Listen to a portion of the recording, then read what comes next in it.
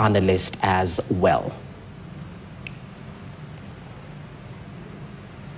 All right, let's begin. Tonight, Kenya is in mourning following the death of former Prime Minister Raila Odinga, who died in India while receiving treatment. Addressing the nation following the passing on of Odinga, President William Ruto tasked Prime Cabinet Secretary Musalia Mudavadi to oversee the repatriation of the body of Odinga back into the country, while Deputy President Professor Kithure Kindiki will co-chair the committee that will oversee the late Odinga accorded a state funeral. KTN's senior political affairs reporter Daniel Kariuki opens our news coverage with that report.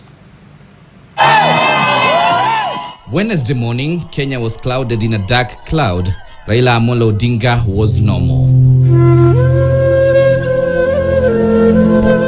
News of his death spread fast across the country and all over the world, even before the presidential proclamation.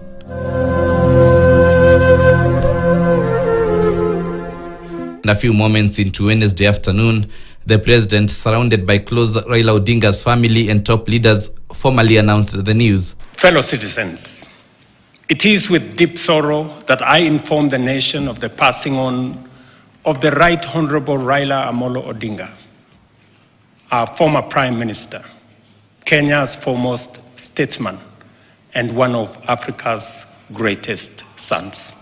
Odinga died in India where he was receiving treatment. Odinga is said to have suffered cardiac arrest during a morning walk in India, where he has been for the last 5 days. Following the death, President Ruto has set up a team to bring back the body.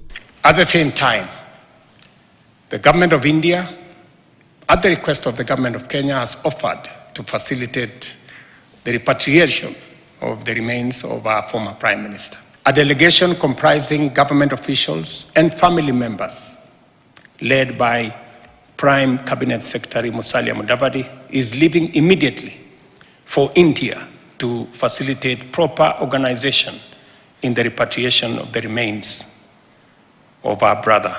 Already the team led by Prime Cabinet Secretary Musalia Mudavadi has left the country for India. India Prime Minister Narendra Modi announced that India will facilitate faster repatriation of the body back to the country. Narendra, in his X account, saying Odinga had a special affection for India, their culture, values, and ancient wisdom. A giant who towered for decades over our democratic landscape. President Ruto has announced that Odinga will be accorded state funeral. In consultation with the family, a committee to be co-chaired by the Deputy President, Professor Kithure Kindiki, and the Siaya Senator Oburu Odinga. Ruto also issued a presidential proclamation, further directing that all top Kenyan government officials and diplomats abroad shall not fly the national flag on their official cars from Wednesday until the day of Odinga's interment. In honor of the Right Honorable Raila Odinga's extraordinary contribution to our nation, I have declared a 7-day period of national mourning. In his tribute, Ruto described Odinga as a patriot who dedicated his life to the pursuit of justice in Kenya and whose ideals transcended politics.